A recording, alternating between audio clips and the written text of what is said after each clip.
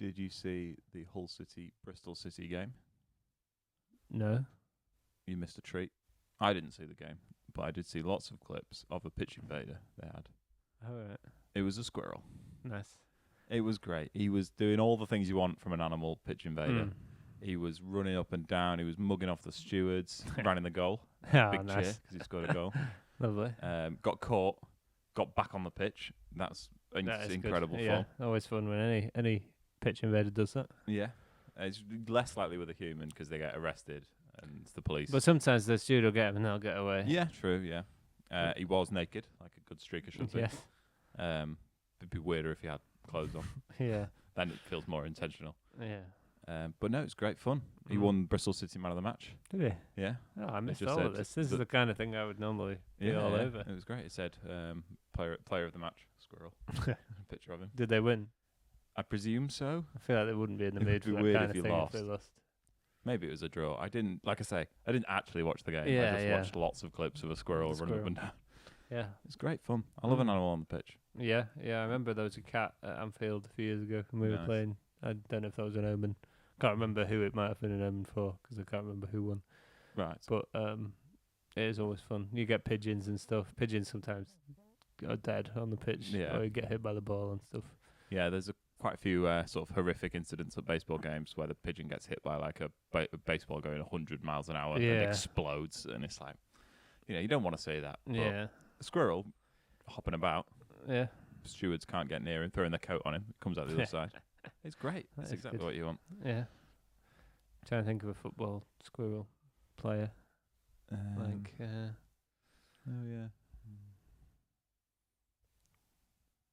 Not. What was it? Not all or acorn. Yeah, I've gone through all of these and got absolutely no bushy tail. Bush. There must be a player called Bush. Dave Bush. Not Dave Bushy Bush. tail. Who's Dave Bush was in the fall, wasn't Dave Bush, yeah, he was, yeah. he? No, I can't think of a squirrel pun. Yeah. Well, we'll cut that bit out. Well, I think we need to, the process. Let people into got to show people the real. It humanises us. It does. Stops us looking like those corporate stooges that people think we are. Yeah, who just get everything spot on, We're just regular guys like you watching you. Yeah, we're very similar to lots of you watching. Yeah.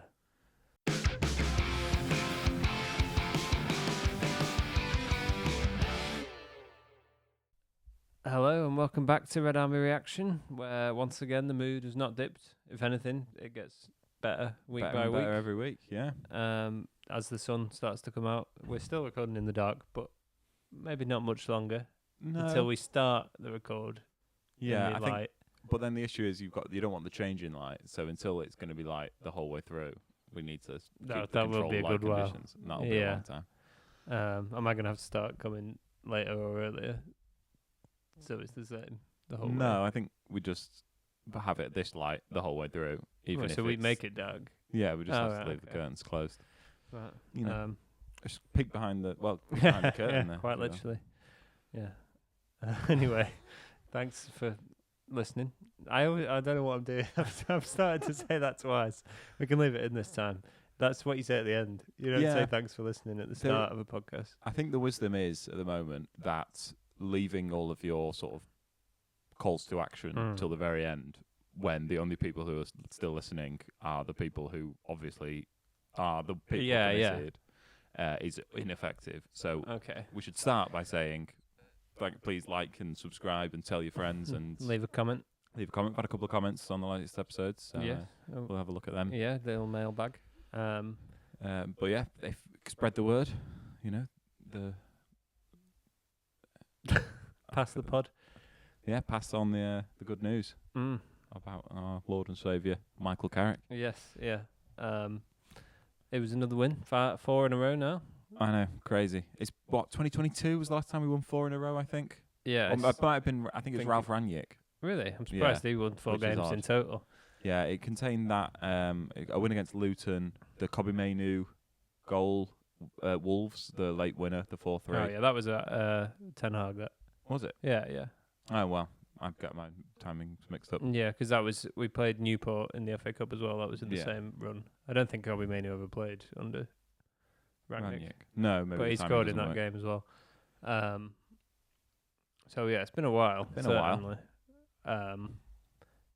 So was that the last time we won 4 in a row? I think so. Yeah. I think that might also be the last time we won 5. Yeah, in a row. that would it's fit. The same run. It's a nice feeling to just really is, keep winning. It's obviously not going to go on forever. No, but when you look ahead to our fixtures, given that we've beaten City and Arsenal already, you do think, well, we could win every game. Yeah, obviously, no team ever does. But it's nice that we've got no evidence that we can not win a game with this team, with this manager. Yeah, there's a few things that we haven't seen yet. We haven't seen them go a goal down yet. Yeah. And that'll be an interesting test for them. Because it could have happened in several games, but it hasn't yet. And no, they win a goal down against Arsenal. So I don't know what I'm talking about. Oh yeah, we have done that. We've recovered well from that. But it's still the pool of evidence for this team is still very small. It is. So you can't really base, and we are assuming. I can base a lot of conclusions off it. We're assuming that the powers that be aren't basing anything on this 4-game run. No, they might. Well, I think 17 games is a much better. Yeah. 17 games, you basically play everyone. But there are still going to be mitigating factors at the end of the season. Even if we were to win all 17, it's not to say, it's a very good achievement. Yeah. It's not the same as it would be to win the first 17 of next season, which we imagine will be much tougher. Different circumstances. Yeah, and I hope what they're saying is, wow, this is going really well. Let's see how it goes. Rather than, obviously we're now the best team in the world, so don't change anything. Yeah, that was I. When you look at the sort of the history of the Solskjaer appointment, which obviously is brought to mind by this. Yeah. His 17th game in charge was Paris away. Right. The absolute highlight of his time as a United manager. Yeah. Then he lost the next 2. Then they gave him the job, and then we won 4 games for the rest of the season. Yeah. And you have to imagine that there wasn't a huge rush to give him the job. I think they were after to sort of bottle the feeling of those first 17 games. Like, this is going to carry on forever, or this is the feeling we want to carry on forever. But you have to feel like waiting till the end of the season and then making a decision might have saved them a couple of years of heartache. Yeah, it's possible. But then I don't think appointing Solskjaer was the wrong decision. No, I don't think so. But they might have made a different decision. And, you can't revise history in that way. Yeah. But the thing with that was, and this is what I definitely think will be different this time, even if they do give the job to Carrick, ultimately they won't just say, well, Carrick's doing really well, we have to give him the job. They'll say Carrick is a candidate for the job. You'd hope we'll interview Carrick alongside the other candidates. Yeah. Because we can't ignore him with the success that he's already had in the job. So we'll consider whether he is the best man for the job. Yeah. He's one of the options. Yeah, definitely. I think it's obviously not always but the best thing to have on your CV going into that recruitment process is having won 17 games or 21 games as Man United manager. Or having managed 21 games and won a good chunk of them. Yeah, you've already done a good job in the time you've had. None of the other candidates will have. They'll have other things on their CV. Unless we interview Mourinho. Yeah. They might have winning the Champions League on their CV, or winning the French League, or winning the World Cup on their CV. But they won't have managing Man United. That being said, we're not going to get ahead of ourselves, and next season is a long way off, and we're just here to enjoy the ride for the moment. Yeah. It's sort of a free hit for everyone at the moment, the players, the staff, and we've seen it where the pressure's off and then we're rubbish. Yeah. So the pressure being off and us being really good is a welcome sign. Yeah, it's definitely. nice, but there is still pressure. It's not not like when you sack a manager with 4 games to go and the season's over. Yeah. And those 4 games can be quite fun. Like when we sacked Moyes, there was nothing to play for in those last few games. No, we'd finished. We were resigned to where we were finishing. But it was quite a nice, casual atmosphere at the club. People were just sort of relieved. But this is different because we have still got a lot of the season to go, a lot to play for with the Champions League. So there is still pressure on the team. Absolutely, But it is really enjoyable. That's better that there's something to play for and we're really good. Than we're just good because there's nothing going on. Yeah. It was a good game. It wasn't quite the barn burner that we've had the last few weeks. No, you've said that the first 3 wins were all really good games as well. Yeah, which I think has helped Carrick and helped the mood.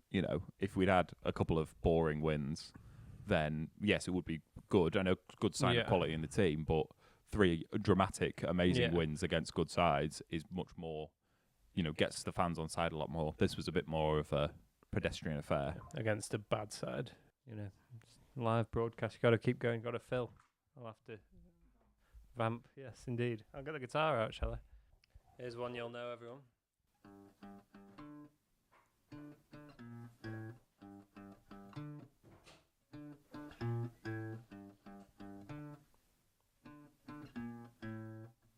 That one does did a Casemiro and did a Kobe Mainoo. So Adam's phone is on low battery that we record on, so he's gone to find his spare charger because we've lost his charger somehow.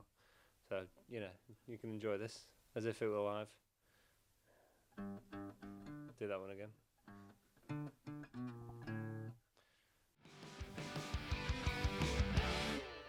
This one was a bit more pedestrian, but Against a bad team. yeah, against a really bad team. It was looking sort of even at 11-a-side. We were having better chances, but they were in the game. It was obviously changed massively. Yeah, we were helped, but I don't think the game would have played out massively differently, really. I don't think the game seemed like we had a man advantage, really. We were pretty comfortable in the game, but in my head, I don't think it would have played out that differently. No, Spurs are not good. Yeah, I think we had more than enough for them, and like I say, we were having the better chances at 11-a-side. Like I said, is it unusual that this is the 3rd game we've had a first half red card against us this season at home? Yeah, I think that is unusual. With 3 against us at home, that feels unusual. Yeah, and all 3 games have been quite different. Yeah, we lost one of them. This is how it's supposed to go. Yeah. And you get a man advantage for 80, 70 minutes at home. Yeah, with the Chelsea game, we levelled out the man advantage. Yes. But we still won the game. Yeah. Whereas Everton was... We don't need to talk about it. No. We've talked about it once on here. That's enough. Yeah, that's more than people want. But, yeah, this is how it should go. It was a bit like a training game for us. Yeah. We knew how much we had to do. And when it was... After we took the lead, it was always just sort of a question of when will we get the second goal and then see it out from there. Yeah, and it was... thankfully, we got the first goal very quickly after the red card, because sitting there at 0-0 for a long time, with them still getting occasional chances on the break, could be very edgy, and Old Trafford's like, it's a bit... Yeah, their fans can get on the team a bit. So thankfully, we scored the first goal really quickly. Yeah. It was a well worked. It was. Supposedly, Johnny Evans has been working on that kind of thing. We like that kind of routine. Yeah. It just looks so easy when you do it like that. I know, especially with a finish like this. Like sometimes it'll be work it to the edge of the box, and then you still need a good finish to get through. Yeah. But this was like just so straightforward. It into the corner, it wasn't a lot of power on it, but.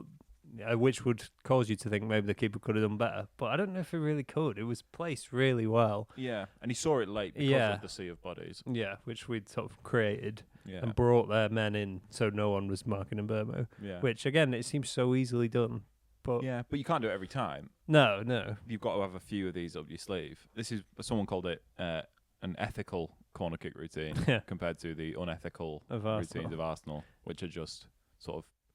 And not anti-football, but just sort of uninspiring, uninspiring, a bit rubbish, but effective until someone figures out either the legislature or some opposition coach or analyst will find some way of preventing them from doing it, or they'll stop. They'll start enforcing the rules again and start enforcing fouls on the keeper, which they don't really and do. Fouls on centre backs. Yeah. But they're not nice to look at, Arsenal's corner kick goals. Like the one they scored against us. Yeah. No one looks at that and thinks, oh, what a great goal. It's like, well, I suppose you managed to get the ball over the line. When we conceded to them at the Emirates last season, when we lost 2-0, that was like... both goals were just off someone's arse into the net from a corner, when we've got the worst goalkeeper from corners. Yeah. And it's like, well...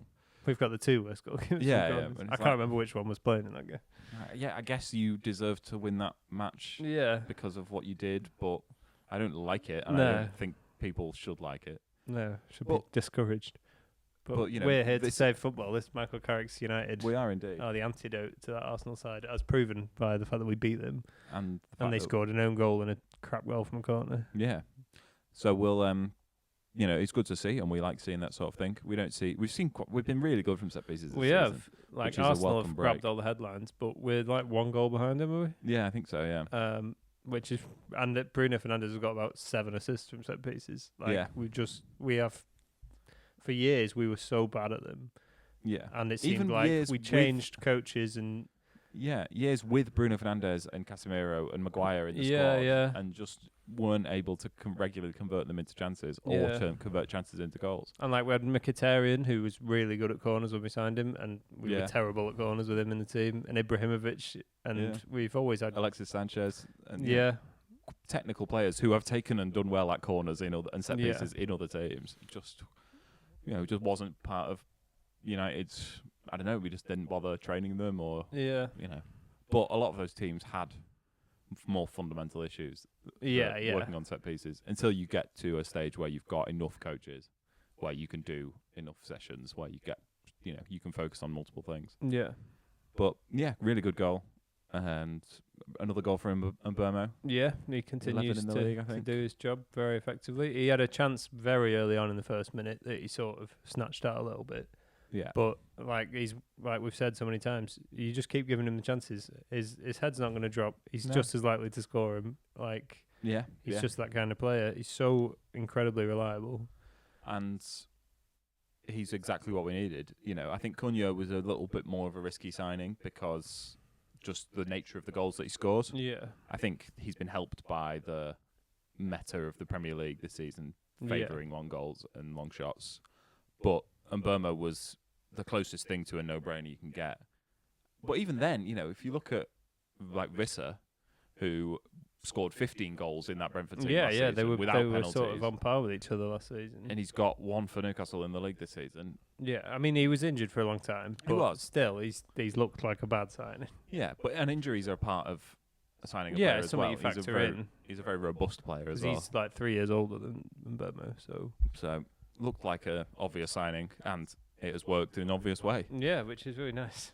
Yeah, the obvious signings we've made in the past haven't always borne out that way. And we've made some not obvious signings that haven't worked out as well. But great goal. Good to see. And good to get that goal and not let it drag on. Yeah. And then it was basically just more of the same for the rest of the game. Yeah. Because Spurs had Solanke battled well. Yeah, they fought valiantly, I suppose. The heads didn't really drop, but it was always going to be an uphill task for them. They make every game look like an uphill task. Yeah. Do you want to talk about the red card? We sort of skimmed the red card. I mean, there's not much to say, really. I don't think there's any doubt about it. All the pundits seem to be agreeing that that's definitely a red card in today's game. Maybe in their game it wouldn't have been, because he's sort of won the ball and followed through. Yeah. I don't think he's done it intentionally, but if you catch someone on the ankle like that, it is a red card. It is, yeah. There's no debate in it, really. And you certainly can't say he's not that type of player. No. Do you think his reputation's maybe come into it a little bit? I think anyone could be sent off for that. Maybe with a different player, it's a 50-50 and it goes the other way. Yeah.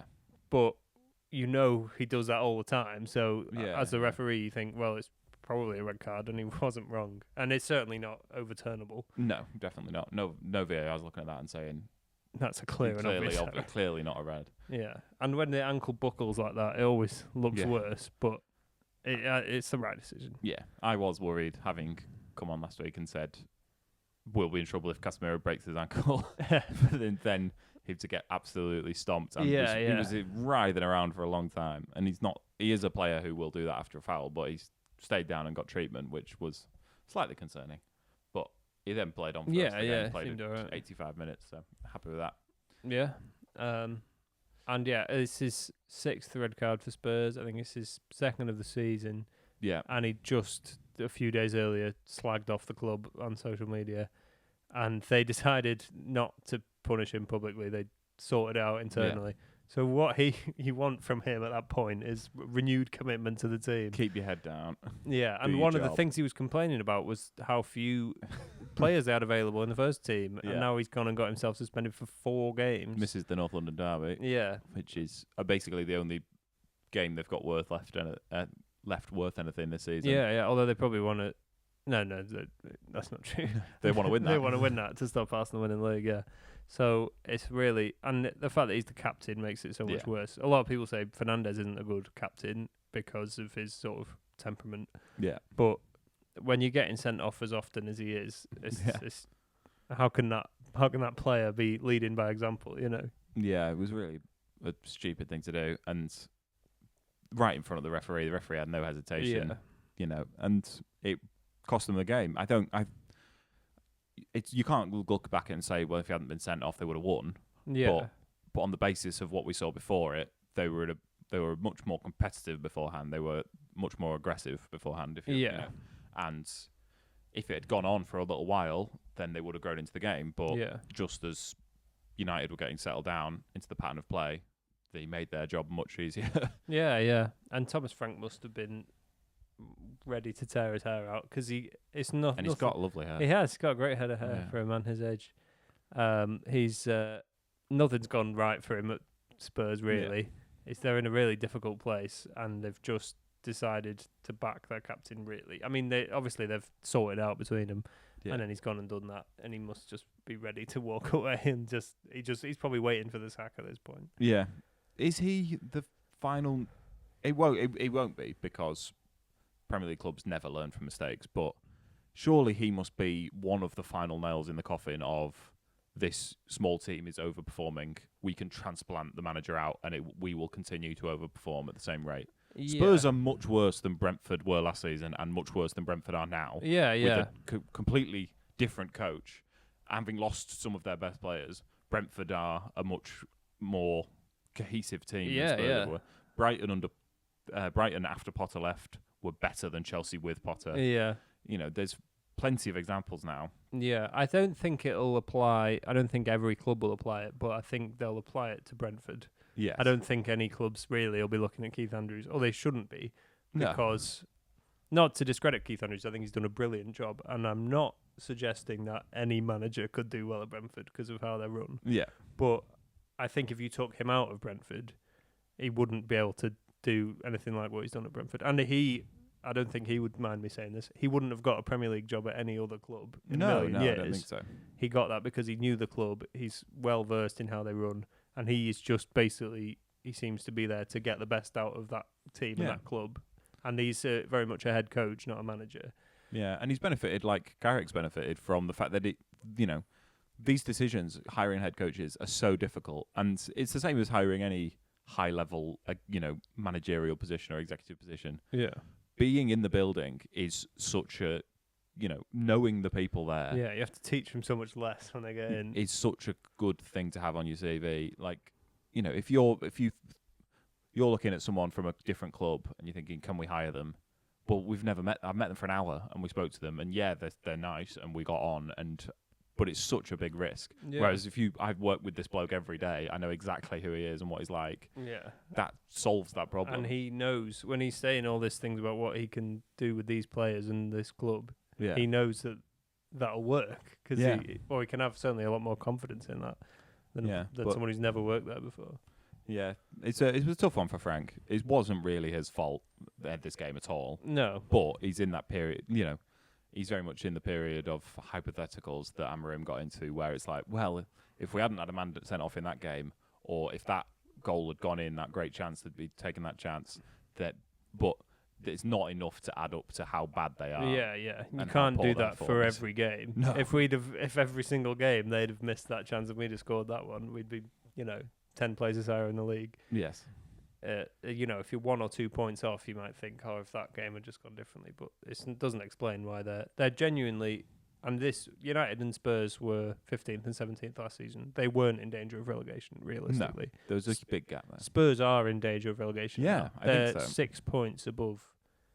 Are they 6 points above the drop? Is that right? 6 points above West Ham? Yeah, I think so. Yeah, they're level on points with Leeds. Yeah, and if you think Leeds can go down, which they obviously can.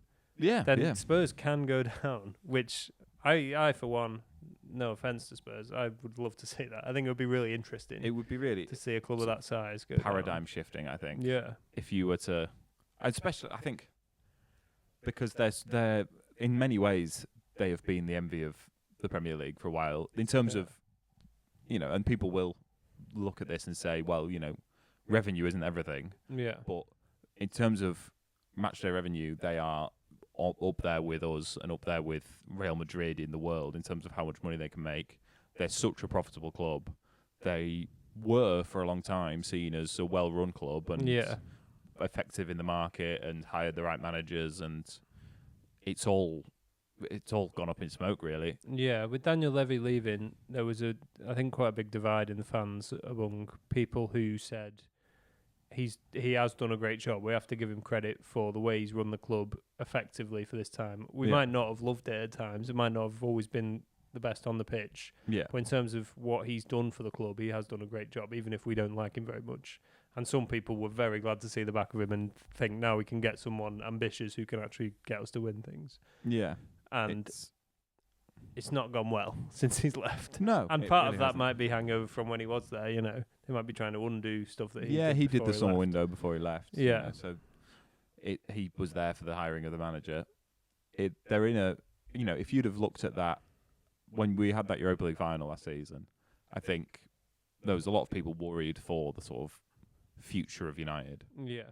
And, sort of existential thinking at times because the revenues weren't going up, the debt wasn't going down, the club were moving backwards on the pitch. We were such a poor team on the pitch even in that one game. Yeah. And Spurs weren't a good team in that game. Spurs changed the manager, we didn't. Yeah. And for a long time, it looked like, well, not a long time, for a decent chunk, it looked like they'd made the right call and we'd got it wrong. I think we did get it wrong. In keeping the manager, but they also got it wrong in the point in I do think we were better than Frank's Tottenham, even under Amorim. Yeah, this season. And Carrick has come in on top of that and elevated us another level to the point where we're much better than Frank's Tottenham. Yeah. And now that, it's that thing about, there's always one team in crisis in the Premier League and the key is to not be it. Tottenham are it at the moment, and I don't think they will go down. No, I don't think they will. I think they've got the players to do enough. I don't think Frank will get sacked. I don't think he's on the verge of getting sacked. I think he maybe was, but now they've sort of reassessed and decided he's our man for now. Yeah, I think it probably is similar to Ruben Amorim again, where I think if he hadn't seen his arse, I think he probably could still be in a job. Yeah. Based on the results he had, because, like you say, sort of better the devil you know to a degree, and also the league is so temperamental this season. No one's particularly great. Yeah. So we're not far off. Yeah. But we saw a bold move from United for once. Yeah. And I said for a while I think we were going to stay in that period where we weren't bad enough to sack him, but we weren't going to get any better. Yeah. And it would take some sort of courageous thinking to kick us out of that. Yeah. Amorim helped them along the way by being a bit too courageous in his press conferences and his performance appraisals. But, I think we've seen that there are points to be won, and any team that can put a run together can move up this table quite quickly. And we've seen that. If you look at the table now, it's all up for grabs. Yeah, absolutely. And for Spurs, I don't think they will go down, because I think if they looked like they were going to go down, they'd sack him, and the players would be able to keep them up. Yeah. So a couple of awful chants from the Spurs fans. No, awful as in just bad quality or just distasteful? Stupid. I mean, they chanted during the song for the Flowers of Manchester. Right. But I don't think most of the home fans knew that was what was going on either. So they might be forgiven. So I think they were fine for that. They were chanting this chant that was like, that namina I can't work out the previous line, but it ended in "We won in Bilbao," which doesn't fit at all. Yeah. It's stupid. And they were also chanting a lot, "We know what we are, champions of Europe. We know what we are," which is yes, they beat us, and yes, we've won a Champions League, and they never have. But I don't think we chanted champions of Europe when we won the Europa League. No. I think we had a bit more self-awareness than that. Yeah, West Ham have sung it. Yeah. When they won the Conference League, which is even worse. Even more stupid. But Yeah, I mean, they would probably take this as they've rattled you I know. by But singing champions of Europe. They've got what they wanted. They know they're not the real champions of Europe. They know that's PSG, yeah, but it's wound the opposition It fans has, up yeah. clearly, and that's all you're hoping for as an away fan. yeah. And best case scenario is we win the game. Yeah, and we yeah. did win the So game. we've shut them up now. We've got the moral high ground. There's that clip that was been going around. I don't know if you've seen. It's some Tottenham fan at the end of last season giving it the big one about we won that Europa League. We both finished in the the bottom half of the season. We won't be in the bottom half next season. You'll be still down there. We've won that Europa League. We are not the same. We'll be back up there. You can stay down there, and it's. I'd like to see that. Yeah, it's a really good clip. Yeah. He's been proven somewhat of a Wally. Indeed. Yeah. It is absolutely awful from them, and it's not something we've seen before for one of the huge clubs in the Premier League to finish that low twice in a row. Chelsea, when they were in absolute crisis under Mourinho the year after they won the league, they ended up finishing 10th and then won the league again the next season. Yeah. So, Arsenal finished 8th, was their lowest Premier League finish. City, obviously, they're at City now is a different City to the team in the noughties and late 90s. So I think they did us a favour as well last season because, obviously it's appalling that United finished 15th in the league. Yeah. And any other season, that would be obviously was big news. Yeah. But no matter how bad we were, Spurs finished below us. Yeah. And we kept seeing it where it was like United, we're so awful towards the end of that last season. Just couldn't, when we lost to Wolves, we couldn't, and it was. But Spurs are still below us. Yeah. How has this been allowed to happen? It was they've. I don't know how they've managed it, but they've not improved at all on last season, which was the worst season they've ever had. Yeah.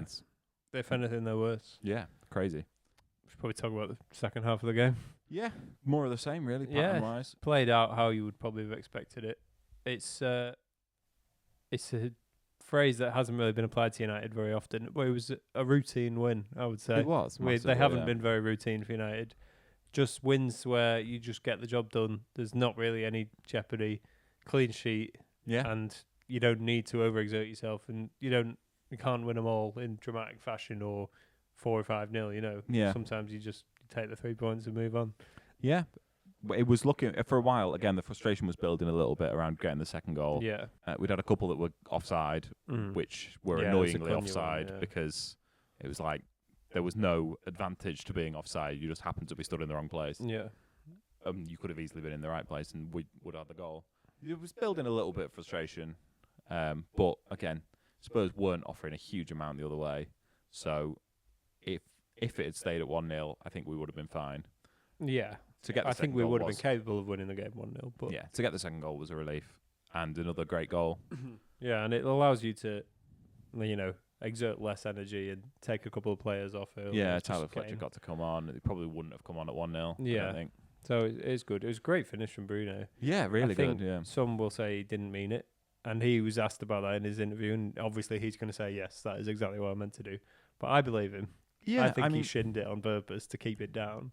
Yeah, it's not quite the same as like when a fullback crosses the ball and it goes in the back post and you're like, did you mean it? And it's like, well, if he meant it, he'd do it all the time. Yeah. Fernandes does score all the time and scores different types of finishes. Yeah. And it's a very clearly knows capable how player. to score goals, So I do believe him when he says that's how he meant to strike the ball because, like I say, it's after it's bounced. It's a difficult one to, you can easily see him getting his foot under that and, not being able to control it to the same degree. So it's a good finish. It was a good cross. Yeah.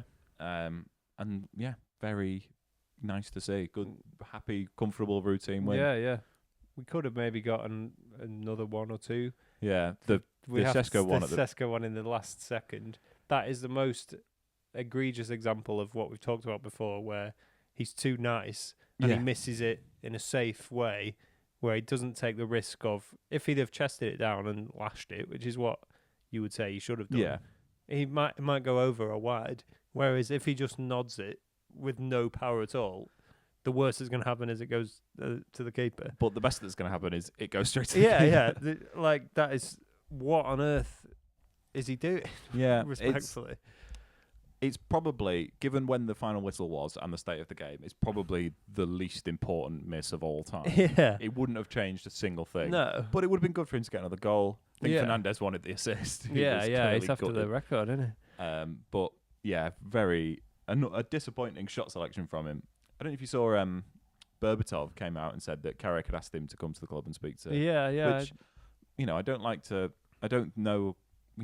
We only know 80% of the people who listen to this podcast. That other 20%, I did suggest that specific thing of, we know a lot of good players. Yeah. Get people in to coach these players and give them individual and try and resolve some of these mistakes. So it's possible Carrick or Berbatov were listening. Yeah, or Steve Holland. Yeah. So it's good to see, and hopefully he can get that sort of thing out of his game, because obviously he's got every attribute you need to be a top striker. Yeah, it's a sort of decision making, really. But that's what you expect in a young striker. Yeah. Hopefully he can address that and iron it out, Yeah. It's because when that chance comes and it's more important, which will basically be any other scenario, you want him to be able to put it away. Yeah, and we saw him do that last week. He wasn't, he wasn't overawed by the occasion then, and he took a big chance and got an important goal. You can't go through your life you can't be a top striker if you just get the obvious goals, the easy goals. You need to score the important big goals as well. So good to see him get that, and I don't think he'll be too down high by this. I hope not. I hope he doesn't let his head drop, Yeah. It was an odd day at Old Trafford, I think. I don't know what it was. Maybe it's the time of day that the match was. Yeah. I felt like almost everybody there was a tourist in our stand. Right. It was really weird. There was a lot of people speaking Danish and people speaking Portuguese. There was a weird moment where someone stood up and tried to do the UNI chant, but went, UNI, and didn't know the letters, and I was really confused as to what they were doing. It was weird. Yeah. It was Were there a good few half and half scarves in there? Not in our bit, I didn't see. But yeah, it was an odd time. Yeah, it probably is a 12:30 kickoff. It's maybe not one a lot of people fancy, because there's not much time for going out beforehand, which is a big part of the ritual of going to the match. Yeah. Also, the cricket ground where we drink before the game was full of Spurs fans. There was a huge group of Spurs fans in there, which, if we wanted to avoid that sort of thing, and we were the sort of people that need to avoid that sort of thing, we would drink in a United pub. Yeah, there are loads of pubs where that doesn't happen, but we're happy to go for a drink somewhere. The Trafford, if you want to get in the Trafford, you have to show a ticket for the match to get in the Trafford, certainly after the game.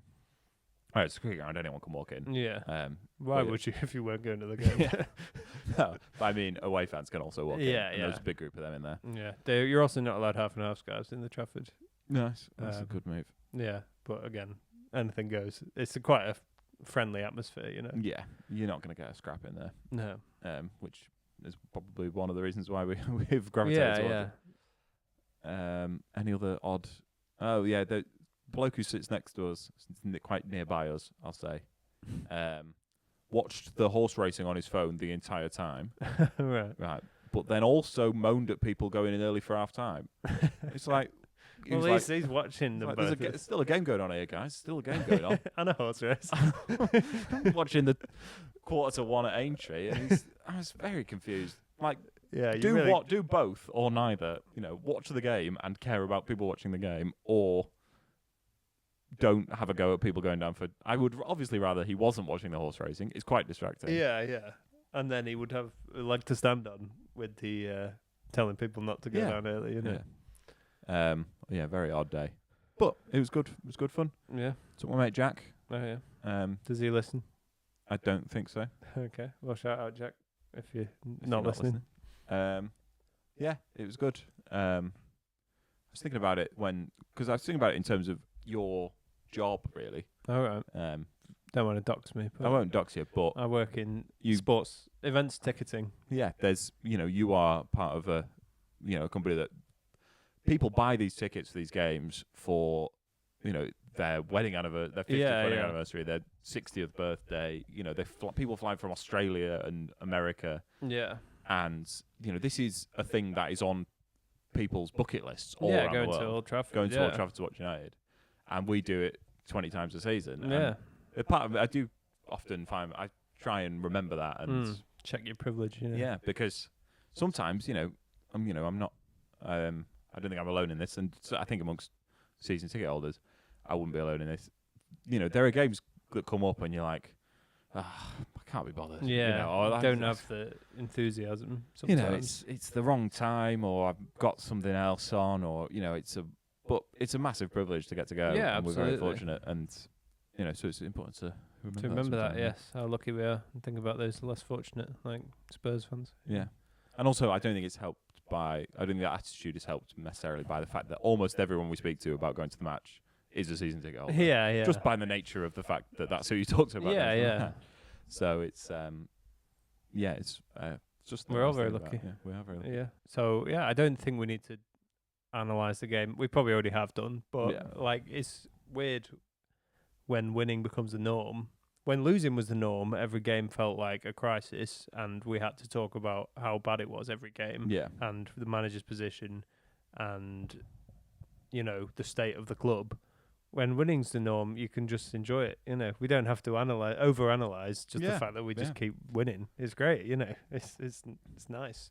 Yeah, and there's no debate about the manager's future. Obviously there is past the end of the season. Yeah, but he's not going to get sacked. Yeah, there's no negativity around it. Yeah, it's an odd season. I think someone pointed out it was probably more true a few weeks ago than it is now. But there was basically one team in the league that was completely happy, either with their owner or the manager or their position in the league, and that was Brentford. I think everyone else, Arsenal, they'll always be on the edge until they win the league. City were underperforming, Liverpool were underperforming, Chelsea were just about to or had sacked their manager. United were miserable, Spurs are in crisis, Brighton, they don't particularly like Hurtzler, they're a bit underperforming. Bournemouth have been so hit and miss this season. All the team, basically everyone was unhappy in the whole league. Yeah. I think some teams have turned a bit of a corner since then. Everton are up to 7th in the league. Yeah. Fulham have started to pick up results because they started quite slowly, but now they're one of them teams where they'll be fine. Yeah, they will be. And I think Brighton will be fine as well. They'll get a couple of wins in a row and they'll be out of danger. Yeah, but I'm glad we've moved to the other column now. Yeah. We're optimistic about the future. Yeah. Obviously, there's still questions about the ownership, but from our point of view, I think there's very little. It's just going to be. We're just going to enjoy watching the team for the rest of the season. Yeah. We like these players. We like the manager. We think we're quite good, and we're just going to watch them turn out every week. Yeah. And enjoy it. Yeah. And it's sort of the case. I don't know how good this is for a football podcast, but it's like when you're on your way home from the game. If you win the game, you'll talk about all manner of things. You could talk about anything, what you watched on TV, what you've been up to, whatever.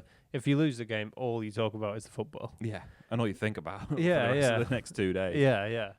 So we'll still talk about the football when we win, but it's nice to not have to, drill into it and analyse what went wrong, Yeah. And then you can enjoy what went right instead. Yeah, it's good. It's a very freeing process. Yeah. I think we should try and be good more often. Yeah. I wonder if there's any change you could notice in our sort of body language and demeanour if you looked at like the frames of each episode. You mean like if you ever see that one of like the Harry Potter films where it starts off and they're all blue and bright, and by the end they're all grey and black, and it's like, I wonder if you could do that frame the opposite way. Yeah. Although we've got very consistent lighting. So. We have, and you're wearing grey today. Yeah. Well, although our lighting setup has improved, they were sort of quite orange when we started. Yeah, we've remedied it slightly. Yes. Any other business about the Spurs game? I don't know really. Tyler Fletcher got on. Yeah, it's nice to see. Yeah, there's something to be said about a 2-0 win. Yeah, I think there is, and I don't know if we've had many of them in recent years, where just no danger. You're not going to remember the game for years to come, but it's just nice to have those. I don't think we've had enough of those games. Yeah. Which are you just sort of come away from them and you go, yeah, that's we did the job. Well done, guys. Let's move on. With 3 points in the bag. Yeah, there's been a real lack of batterings in the league this season. I don't know if you've seen. No. There's been 6 games won by a 4-goal margin, All right. which is historically low. 2 of those were Arsenal against Leeds. Right. There's been, it's just not really. No one's been that much better than anyone else at any point. Yeah, which I suppose is good for competition. It is, yeah. Good for the league. It's an odd season. It's very sort of concertinaed Premier League where the difference between, we've got, Everton, who were, when they played us, were looking like they might be dragged into a relegation battle. They've won a few games since then, and now they're 2 points behind Liverpool. Yeah. 6 points behind us. Yeah. No one's that far away from anyone else. So to get a comfortable win, even when it's against 10 men, is a novel thing and something we should be very happy with. Yeah. And looking at the table now, I suppose now would be a good time to move on to the other results and stuff, because we're in a good position where we look as likely to overtake the teams above us as we do to fall below. Like, we're already, after 4 games, we look comfortable in the Champions League places. That's not to say I'm confident, like supremely confident that we're going to get one. Yeah. But we've established ourselves in that place already. Yeah, 4-point gap to Liverpool Yeah. is massive. Obviously, Liverpool are a good side and they're capable of making up 4 picking points. up results, and they've picked up in form a little bit recently. They've only won 6 league games since like November or something. Yeah. But they're a good side. They've got good players. They're the team that obviously we're in the middle of that pack at the moment. Where of any of the teams that will finish in the top 5, there's Arsenal, there's Liverpool and Chelsea below us. Yeah. Villa and City above us. Yeah, I think we take Arsenal's slightly red. separate. I can't see City dropping out of the top 5, but we're right in the middle of that pack, Yeah, and we're more concentrating on the teams above us than the teams below us a little bit, which is nice to see. We were, for a period of time yesterday, 3 points behind City. As it stood. So 3 points is definitely doable, and 6 points is doable. Really, you look at the fact that City won that game. They're now 6 points behind Arsenal, and that's an indication that the title race isn't over, because 6 points can be caught up. That means we can catch up City. Yeah, definitely. City are worse than Arsenal on current evidence. Yeah. So it's exciting, as well as we need to look over our shoulder a little bit. It's exciting that we can believe that we can overtake a couple of teams. Villa are not in good form at all. No. So, and they've got a good few injuries. They drew with Bournemouth. Yes. So, I mean, if we finished 3rd in the league, that would be an unbelievable achievement. And it's really not out of the question. It's very achievable for us. It's massive, yeah. And it would be, I mean, every league position's 10 million quid or something in prize money. Like that. We've not, I don't think I think getting in the Champions League obviously is going to be a much bigger bump in revenue, but an extra 30 million from that would be a very welcome thing. Yeah. Finishing 3rd or 2nd rather than 5th would be very helpful. And 5th is almost guaranteed to be Champions League, because it's the extra place for the 2 teams that did the best. But we've got 6 teams in the Champions League. 5 of them were in the top 8. So we've built up enough of a lead over the other leagues that it's almost certain that we will have 5 places. So, I don't want to speak too soon, but it's looking good. We're looking in a very good position to get in the Champions League. We have to just keep that up. And the real challenge, not the real challenge, because this is going to be a challenge and it's something that it will be an achievement, not a big achievement, a historic achievement, but it will be something that not many people saw coming in November, perhaps. Yeah. The real revenue bump comes from being consistently in the Champions League. Yeah. And next season we'll have, if we are in the Champions League, we'll have at least 15 more games than we have this season. Not at least 15, at least 8. At least 8. But possibly, you imagine we'd get through to the knockouts, so that's at least 10. Yeah, you'd hope so, yeah. It's quite difficult to go out. If we finish outside the top 8, then we could have a knockout game against a not very good side. Yeah. So then that would be 12 games. Yeah. That's going to be a very different challenge, and the squad is not equipped for that massively. I think it's slightly over-equipped for playing 40 games, but I think it's under-equipped for playing 55 games. Yeah. So we'll see what happens. We're not taking for granted that we're in the Champions League yet, but I would really like to get back to a place where we can finish in the Champions League more often than not. Yeah, and it's really cost us not been in the Champions League for 2 seasons in a row. Yeah. Like you say, the revenue bump comes from being consistently in it. Being consistently not in it is a real hit. Yeah. I mean, obviously, you save some money on wages because all the players have clauses in their contracts. But most of that's taken up by the Adidas. Yeah, reduction. yeah.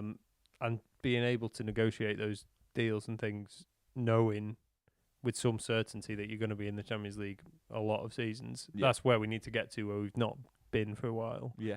So, the future is looking relatively bright. Yeah, we can believe that it will be, which is nice. We just got to get this season done first. Yeah, and we'll be in trouble, I think. Not like serious trouble, but if we miss out on the Champions League for 3 seasons in a row, we'll struggle to spend money, I think. I mean, that constantly seems to be the thing of United won't be able to spend any money, and then we do.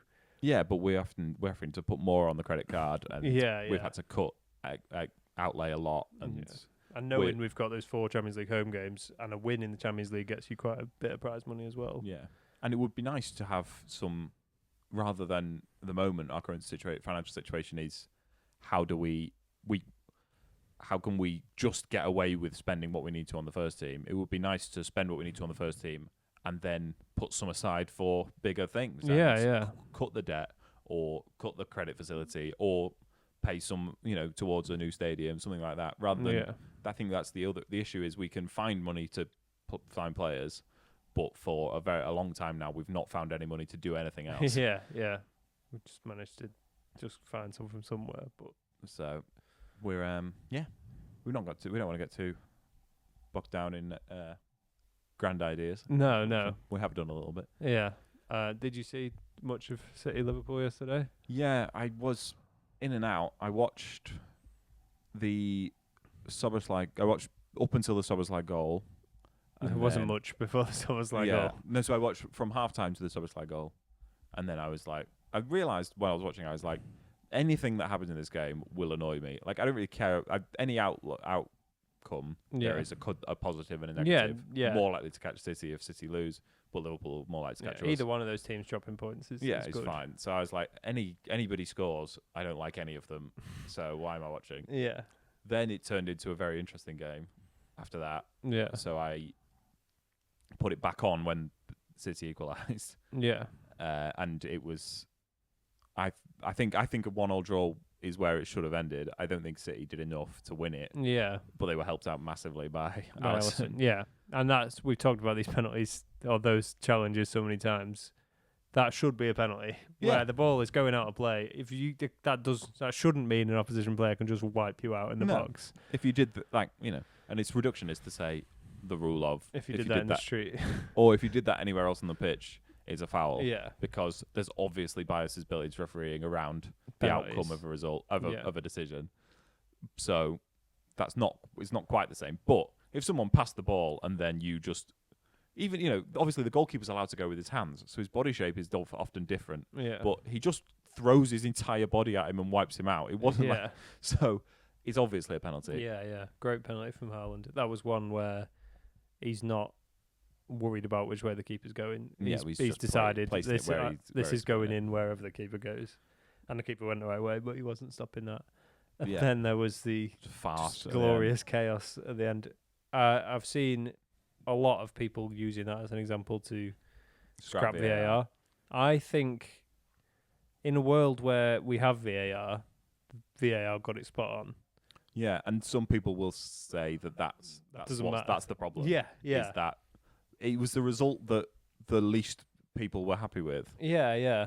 Now, you can't optimize the rules for entertainment. I've said this before. You can't optimize the application of the rules for entertainment. Yeah, because, and like more goals isn't always better. Because then you end up with WWE, and it stops. The sport loses what it's about. Yeah, but a result where you're taking a goal off and sending a player off, and you're basically just winding everybody up. Yeah. Just end the game. Just let it go. You don't need to intervene on that level. Yeah. When it's unclear what the correct decision is. Yeah. Well, I don't think it is unclear what the correct decision is. But before VAR, this is one of them. The referee would have just let that go. Yeah. And people would have maybe said, well, there's a foul on Szoboszlai. Yeah, but Szoboszlai pulls Haaland back. Yeah. So, it's probably right to let it go. But for me, because VAR exists, VAR can't let that goal stand because Szoboszlai clearly would have got to the ball if Haaland hadn't pulled him down. Yeah. So you can't let a goal stand with a clear foul in the build-up that directly impacts whether it's a goal or not. So then they have talk me through what happened. So the correct flow. What makes it a correct decision? Right. So the ball's going in from Cherki's P roller from the halfway line. Szoboszlai and Haaland are both racing towards the ball. They both look like they could get there. Yeah. Haaland is in the lead slightly, and Szoboszlai grabs his shirt and pulls him back. Okay. Then Szoboszlai is about to clear the ball off the line, and Haaland grabs his shirt and yanks him down to the ground, and it goes in. Yeah. And the referee doesn't give anything. Well, he gives a goal. Okay. And all the City fans celebrate, go wild with the fans in the corner and whatnot. And then VAR looks at the foul. There's a foul in the build-up to the goal. Actually, when the goal went in, VAR were busy looking at a penalty at the other end. Okay. They quickly ruled that as not a penalty. Probably quicker than they would have done if that hadn't happened. But they can't. They looked at. There's a foul in the build-up to the goal. Szoboszlai could have got to. He was prevented from getting to the ball by Haaland's foul. Yeah. But Szoboszlai only got ahead of Haaland by pulling him back. And if Szoboszlai hadn't fouled Haaland, Haaland would have got to the ball and scored. Okay. So Szoboszlai now has denied a clear goal scoring opportunity for Haaland. Okay. So it's a straight red for him and no goal. I saw some people saying, how can it be denial of a goal scoring opportunity when there was a goal? Yeah. But Haaland didn't get a goal scoring opportunity. They disallowed the goal for the foul. Yeah. But then, before the foul, there was a denial of a goal scoring opportunity. So they go with what happened first. Yeah.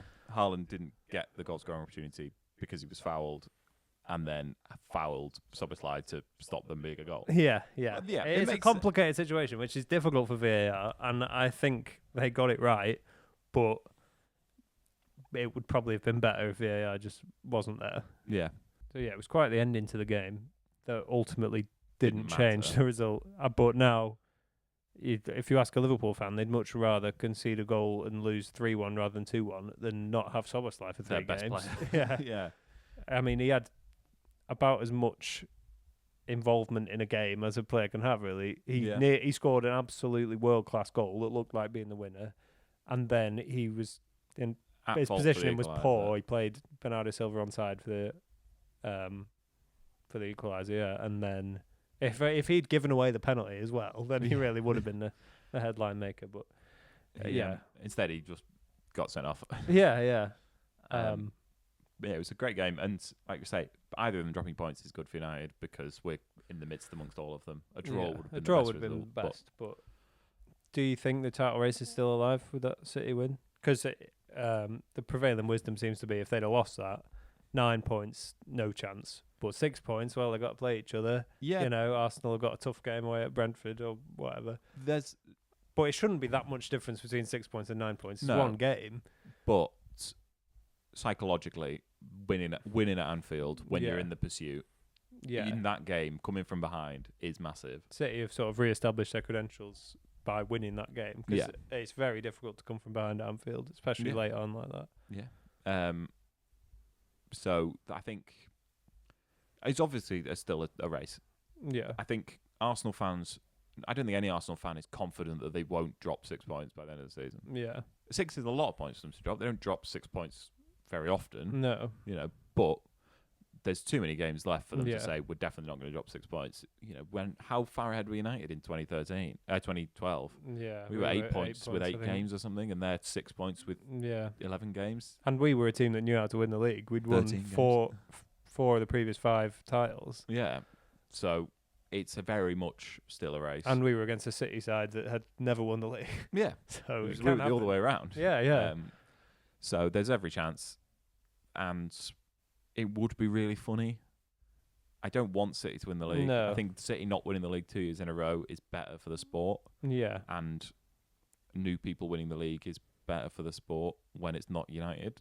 Yeah. And it's similar to the City-Liverpool game where if we say it's just down to those two, one of them not winning the league is really funny and great, and you can enjoy that as a United fan. But one of them winning the league is really bad. Yes. And I don't want either of them to win the league. I want them both to not win the league, but that's not going to happen. Yes. And I don't really know which one I would rather. Unless we win the league. But okay, we're not getting there ourselves. The Carabao Cup final is 2 weeks, I think, before they play each other at the Etihad. So that could really have a big impact on the momentum of whichever team wins it and the psychology of both teams. Yeah. We might look more at it at the time, but I think if Arsenal lose that, then everyone will be on them about not being able to get over the line, not won a trophy in 6 years, and then that might get in their heads ahead of going to the Etihad. City win that and Arsenal go to pieces. If Arsenal win that, it will be, well, we've proven we can beat City. We're a better side than them. Let's go to their place and beat them, and then the title's ours.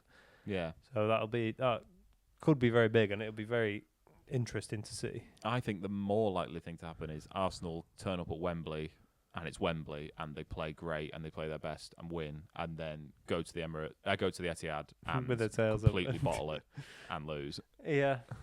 Because they've gone to the, again, there's that great clip of an Arsenal fan. It's seen as a bit of a meme, but when they got the 0-0 at the Etihad a few years ago, and he's like, is that a full-time whistle? And he gives that a big round of applause. Great result, Arsenal. Come on, 0-0. That's just what it needed. It's like and they didn't win the league. Yeah. So they need to go there and win it. They need to win at the Etihad, just for themselves. Yeah. If they win every other game and lose at the Etihad, they'd obviously win the league. But to lose at the Etihad would give City so much impetus. Yeah. Yeah. And if they draw, then it might seem a good result at the time. But then if they go on to not win the league, they'll be people will say the same again. And I just find myself getting sucked into the appeal of Arsenal not winning the league, because that would be so funny for them to not win the league again. Because I hate Arsenal fans. Yeah. I don't work with any Arsenal fans. I work with a lot of City fans. So that's something to consider. But just the idea of Arsenal not winning it again is so romantic to me. Even if City winning it would be terrible, and City not winning it for 2 years in a row would be monumental and great to see. Yeah. When was did we go 3 years without winning the league? 12, I think we've gone. No, when we were good. 4, 5, Arsenal and 6. won it, and then Chelsea won it twice in a row. Yeah. That's a big gap. And then we finished a combined total of one point off the title for the next 7 seasons. Yes. I think 3 years without winning the title would be the death of most dynasties not run by Sir Alex Ferguson. I think 2 years without winning the title might be the end of Pep's time at City. Yeah. I don't think he gets sacked, obviously, but I think he would walk away. Because that seems to be the stories coming out, is that he's going to leave at the end of the season. Yeah. But if they go on a right run and win the league, it'll be very tempting to stay. I'm not fucking leaving, you know. Yeah, it would be the Jordan Belfort of Manchester. Yeah. And that would be sickening. He's only got 1 year on his deal, so hopefully even then it would only be 1 more year. But I don't want him to be here anymore. No, even though we beat him this season. Yeah, I think. And maybe we'll finish above him. Yeah, for all we know. We'll see. So very exciting end to the season. Yeah. Both ends. I think Leeds won again. Yeah, big win for them against Forest. Forest looked in trouble. West Ham won against Burnley. Yeah, which they had to win. If you're in that race, you have to beat Burnley. Yeah, 1 win in 17 for Burnley. Yeah. It's looking tough. Yeah, can't go on like this, can it? Oh. But so it's looking tough for them. They've probably left it too late to change manager. Yeah, and probably Scott Parker is as good as anyone at getting teams out of the Championship. So yeah, makes sense. Maybe because last time Burnley, they came up in 2013, I think, and went straight back down and kept Sean Dyche. And came back up and stayed for 8 years or something after that. So that might be the plan again. They've got different owners now, but they might look at that and think, Scott Parker's our man. It would be foolish to sack him now because no one's going to keep us up, and he can get us back up. And then over that season, we can set ourselves up better next time for staying in the Premier League. Yeah, with the parachute payments as well. Probably the plan for company, but Bayern Munich changed their minds. Yeah, massive win for Leeds to pull themselves a little bit further away from that. 6 points above the drop now. Yeah, Forest are not far above West Ham.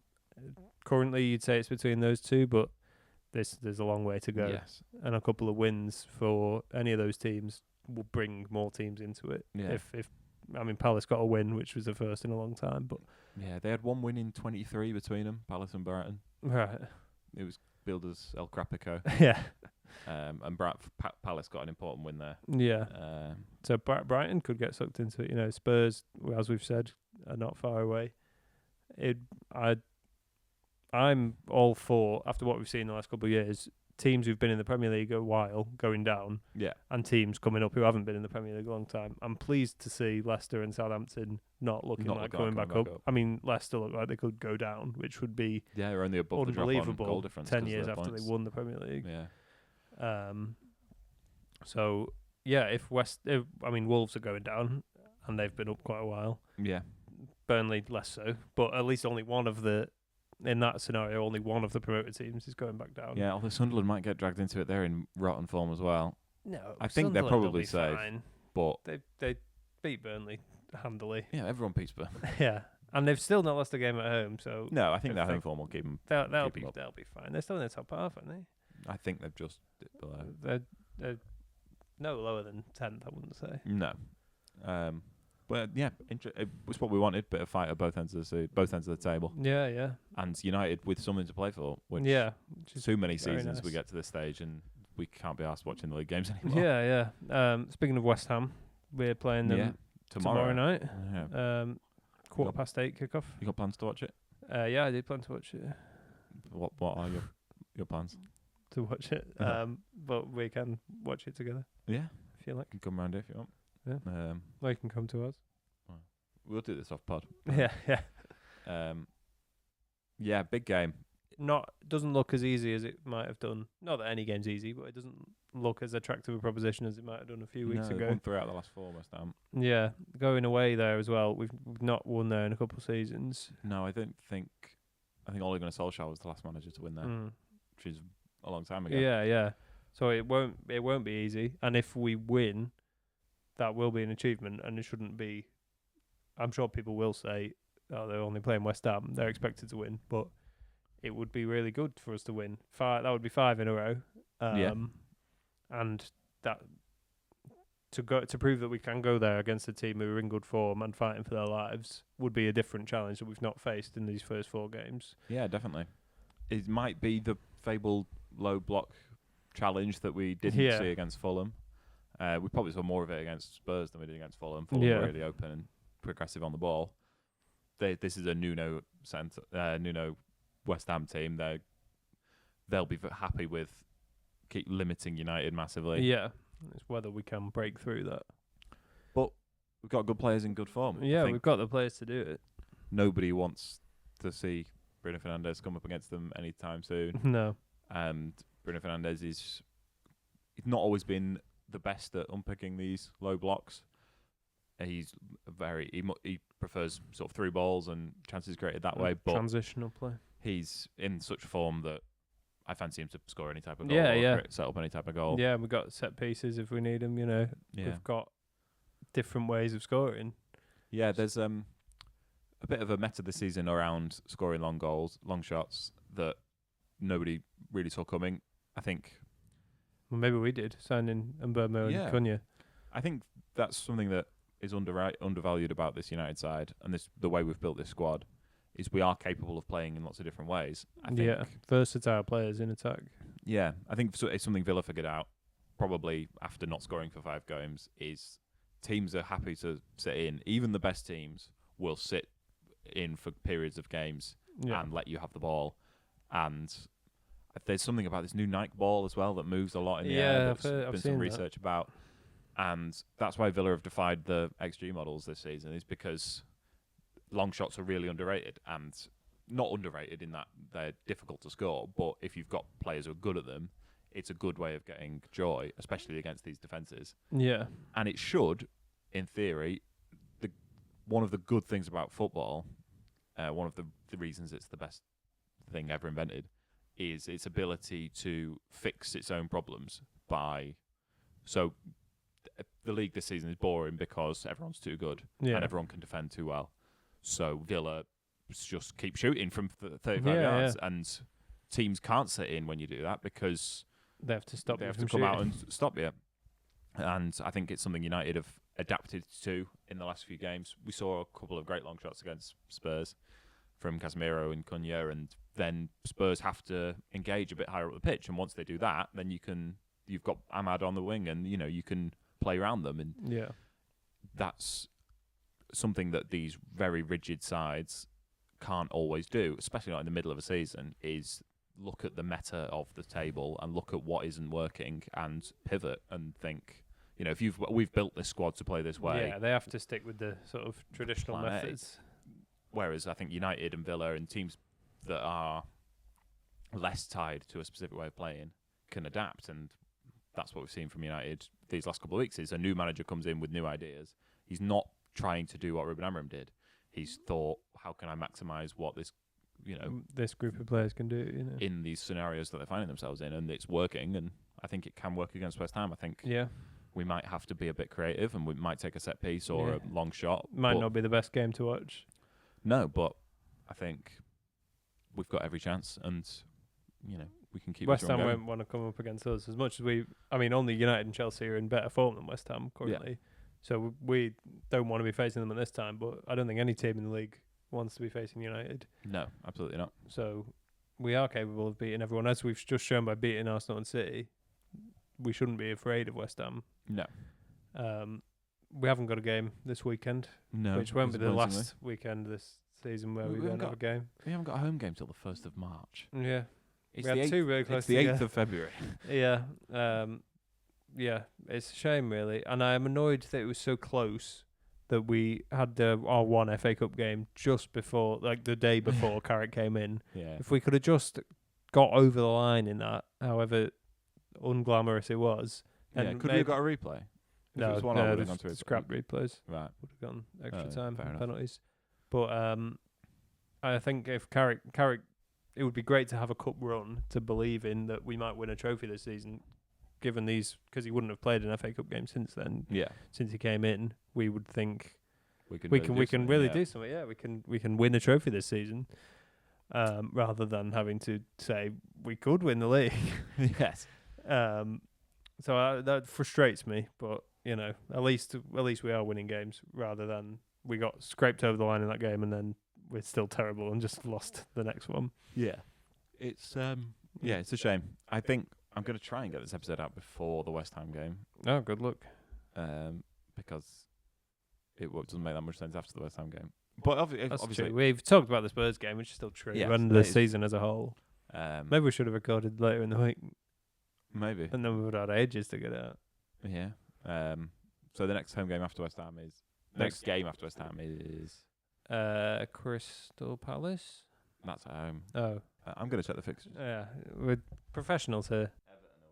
Everton away. Oh, yeah. 23rd of Feb.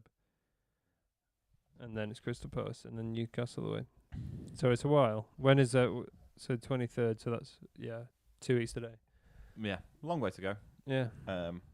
But hopefully lots of time to freshen up and get... Like you said, it will be true of every game we play this season that we have played fewer games than the opposition. Yeah. We've got to take advantage of it. And it's annoying that has been true of most of the season. And for a long time we looked leggy and we didn't press it. We conceded late goals and we weren't able to be fresher than teams. Yeah. And we'll also have played less recently than most of our opposition if they're in Europe. Yeah. And we were the early kickoff this weekend, so West Ham have played more recently than us. Yes. So, hopefully we'll get the win, and we'll be back next Monday to talk about it. Yeah. But then we won't be here the Monday after, because we'll be playing. So we'll do this. But then, are we playing the weekend after that, or is that another FA Cup or something? It's hard to keep up. Yeah. We've literally just looked at the fixtures. We don't need to we don't need plan that far in advance. We'll figure that out. We're all along for the ride. Yes. Should we have a look in our mailbag, see what our dedicated listeners have been saying? A couple of comments. Hi guys, thanks for the pod. I've been enjoying it. All right. That's good. Good to hear. You're welcome. We've been enjoying it too. Clearly a man of great taste. Yes. With the big... You're not going to mention his name? Or is it still the same person? There's a same person, okay. Yeah. With the big question at the moment being who the next United manager is, I was wondering who you think should actually decide how the team plays, the club or the manager.